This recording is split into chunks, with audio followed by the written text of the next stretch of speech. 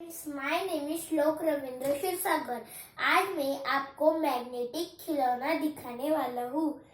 देखिए, ये है मेरी मैग्नेटिक कार और ये उसका रिमोट। आपको तो पता ही होगा, अगर मैग्नेट के पोल एक साथ आते हैं तब उनमें रिपल्शन होता है।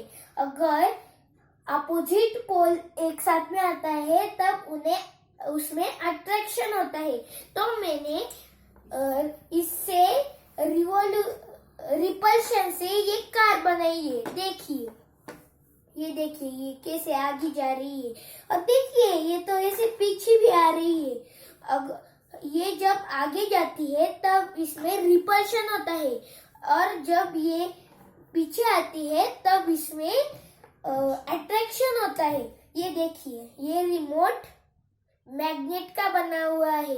ये देखिए, इसकी यहाँ मैग्नेट है, और मैं जब ये मैग्नेट उसके अपोजिट साइड पे सही साइड पे लगाता हूँ तब ये देखिए, ये कार आगे जाती है, और मैं अपोजिट साइड पर लगाता हूँ तो ये कार पीछे आती है।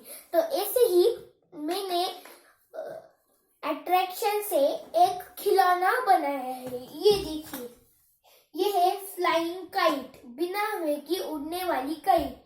ये देखिए, यहाँ जरा सा अंतर रह जाता है। ये देखिए, इसमें कांच का टुकड़ा भी घुस जाता है।